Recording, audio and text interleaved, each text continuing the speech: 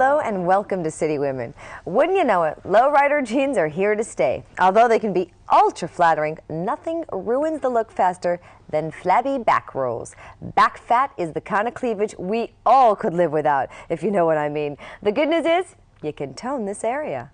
Now, sweet treats are the comfort food of choice for many people around the world. So for those of us who are trying to stay healthy, artificial sweeteners can seem like the best of both worlds. You can get your sugar fix, but without the calories or the guilt.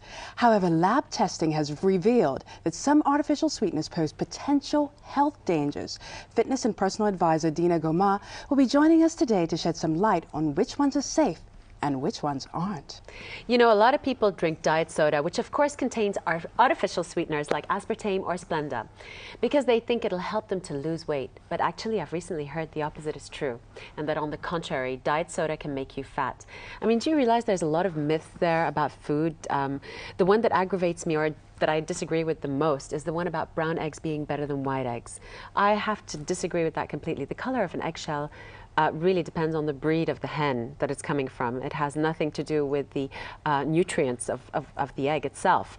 The color, the smell, the cooking method, I think that all decides whether the egg, you know, which egg is healthier, the white egg or the brown egg. The color of the shell is only, you know, it only says which breed the hen that's laid the egg it's coming from. You know, what I'm concerned about when it comes to eggs is you don't know whether any of them are good for you or not. 1 minute they're good for you, 1 minute they're bad for you. I mean, you know, every month it seems like scientists come out with new research in that regard. But back to the diet soda thing that you were talking about, seriously, I mean, most of us think that it's going to help you to slim down, to get the big burger and then get the diet soda on the side.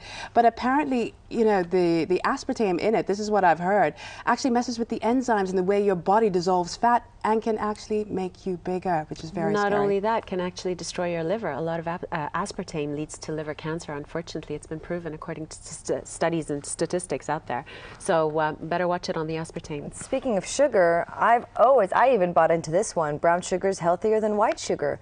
And apparently that's not true. I mean, there might be a couple extra minerals in brown sugar, but you'd have to eat heaps of it to benefit from it. That actually it's just got extra molasses in it, and that's why it's brown. It's not that it's raw or anything like that, or a more natural form of sugarcane at all. Get out of here, because I also heard just recently that brown sugar, white sugar, and honey were also all the same. I mean, a lot of us think that you add honey instead of the sugar and you're getting a healthier option.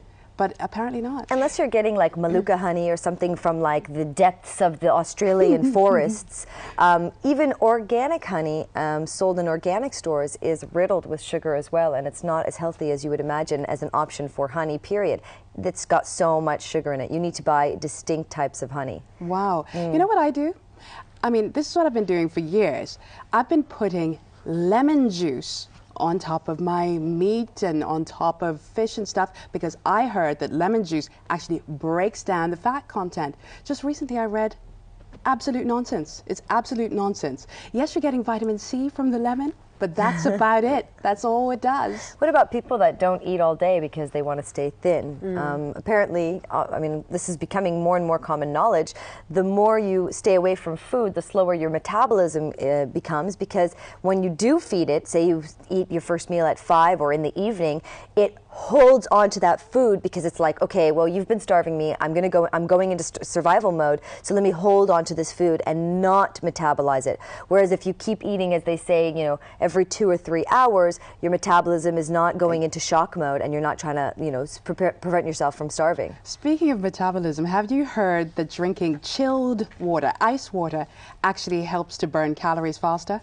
I thought it would make us gain weight. It definitely bloats me drinking cold water. That's why I always drink my water at room temperature. It doesn't matter what temperature you drink the water at. It has the same amount of calories and everything, okay? But I had heard that if you drink it cold, that it actually speeds up your metabolism, but that's also nonsense too. What about sugar leading to an increase in diabetes? I mean, contributing to that? Yeah, people say all the time, I've got sugar.